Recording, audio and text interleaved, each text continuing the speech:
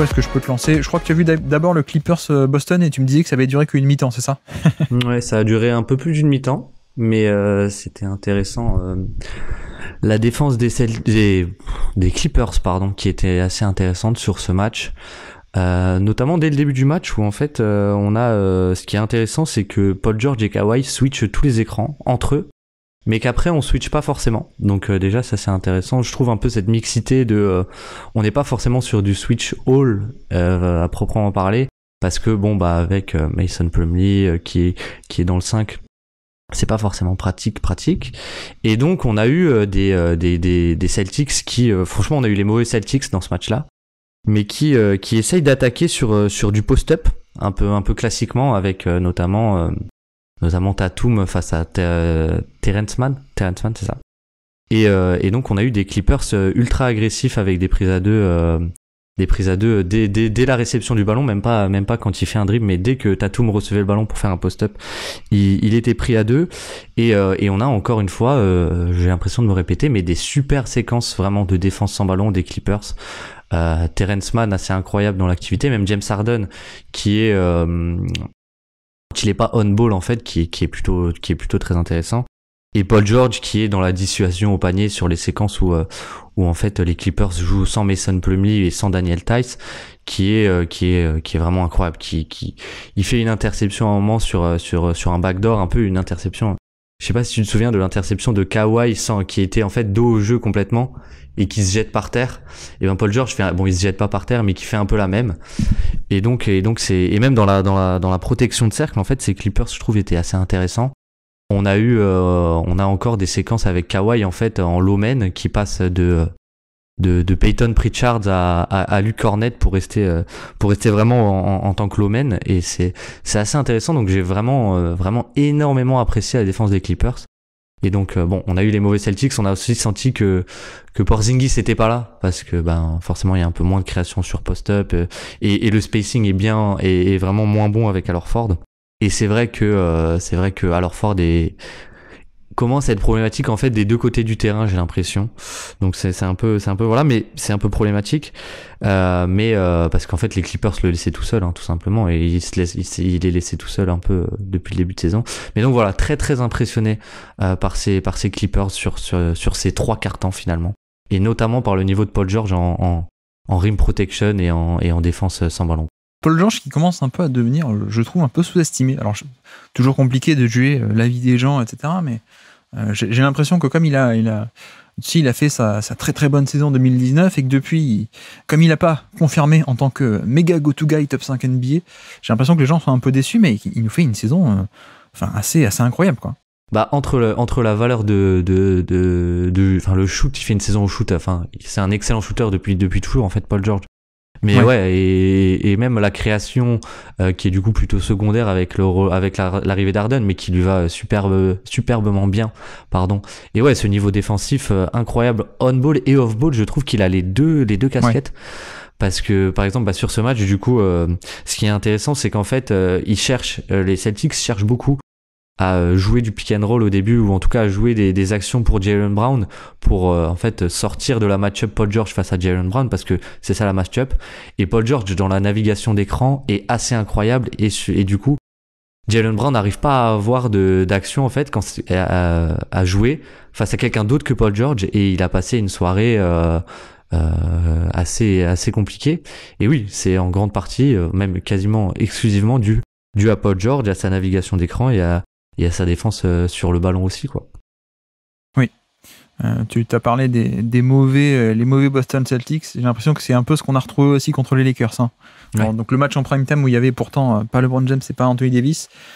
Et pourtant on a eu des Lakers qui ont gagné avec avec un grand D'Angelo Russell et un grand Austin Reeves. J'ai pas vu le match en détail, mais en effet rien que à la lecture de la feuille de stats, tu sais, on arrive un peu à deviner ah oui d'accord, c'est un match comme ça pour Boston, c'est-à-dire plus de la moitié de leur tir pris à 3 points, ce qui en soi n'est pas c'est pas ça, moi je suis un peu contre l'idée de vivre et mourir avec le 3 points, c'est quand même un peu plus complexe que ça. Il y a plein d'équipes qui prennent des tonnes de 3 points, mais qui par ailleurs vont aussi beaucoup au panier, et donc ça passe, du genre les Rockets de James Harden et plein d'équipes comme ça. Le problème, c'est que Boston, ils n'ont pas cette force de frappe sur drive. Depuis le départ de Rob Williams, ils n'ont pas non plus une vraie menace verticale qui met de la pression au panier. Et tu regardes la feuille de stats, donc pardon, je disais contre les Lakers, et on est sur beaucoup de 3 points, mais pourtant une efficacité qui, ça peut arriver, pas génial à 3 points, et je crois à peine 6 ou 7 lancers francs sur le match, et pas non plus des tonnes de tirs au panier. Donc voilà, c'est un peu comme dit, c'est un peu les mauvais Boston Celtics. C'est quand est-ce qu'on en parlait C'est peut-être contre Denver, je sais plus. C'est peut-être Denver. Denver, tu sais, déjà il y a 2 semaines, qui avait fait un peu tendu ce piège de faire des switches et d'essayer d'appâter Boston sur des mismatchs. Et finalement, ça avait marché, quoi. Parce que, à part Jokic, hein, mais quand tu switches un peu partout et que tu dis à Jaylen Brown ou Jason Tatum ou d'autres d'attaquer sur isolation, ils le font, mais du coup, ils se font un peu prendre à ce piège parce qu'ils attaquent pas les switches de manière tout le temps hyper efficace, tu sais. C'est beaucoup parfois de pull-up et pas beaucoup de drive. Et du coup, tu es en train de dire que... Enfin, je suis d'accord que effectivement, ce profil switch des Clippers, peut-être aussi que c'est pas forcément le type d'équipe et de défense qui convient le mieux à des Boston Celtics, quoi. Ouais, et ce qui est intéressant, comme dit aussi dans ce match, et qui est un peu le reflet des deux côtés, enfin on l'a vu des deux côtés du coup, pardon, mais c'est que Boston cherche quand même à cibler James Harden, et en fait les Clippers font du pré-switch, c'est-à-dire qu'ils font un switch au début de l'action pour en gros garder James Harden loin du ballon et ne pas l'impliquer dans le pick and roll ou dans l'action qui va avoir lieu. Ouais, donc quand quelqu'un essaie d'amener Harden sur le pick and roll pour l'impliquer, Harden dit non, moi je reste là, et c'est quelqu'un d'autre qui prend le poseur d'écran. Ouais. Voilà. Et de l'autre côté, les Celtics essayent de faire pareil. Et il y a une séquence en fait où ils essayent de faire pareil tout simplement avec Al Horford pendant 2-3 possessions. Et en fait, James Harden, lui qui est du coup un peu on voit que c'est un génie offensif, c'est un joueur offensif. Playmaker que les Celtics n'ont pas sur ce genre de jeu, et c'est aussi pour ça que le switch marche si bien contre eux. C'est parce qu'en fait James Harden du coup reconnaît ça très très vite et il donne 2 tirs ouverts dans le corner, je sais plus pour qui c'est du tout, mais du coup il voit le pré-switch et il sert le joueur seul du coup, et ça fait 2 paniers ouverts pour les Clippers, quoi. Donc c'est vrai qu'on a eu ce côté un peu, on retombe sur les mauvais Celtics, complètement, qui même face à du switch et en fait face à des défenseurs, des bons défenseurs, on va quand même continuer à attaquer sur du pull-up, etc., quoi. Donc c'était assez intéressant, cette défense des Clippers qui colle pas mal à l'attaque des Celtics finalement. Alors avant qu'on enchaîne sur les Clippers, juste pour rester sur Boston aussi, j'ai vu le Boston Pelicans rapidement. Pas des tonnes de choses à dire, à part Zion Williamson qui est fabuleux comme d'habitude. Bon, ils ont perdu le match, les Pelicans. Mais non, regardez ce match, vous verrez aussi l'illustration de ce dont on parlait dans une hebdo récente, de pourquoi est-ce que la défense des Pelicans est aussi bonne.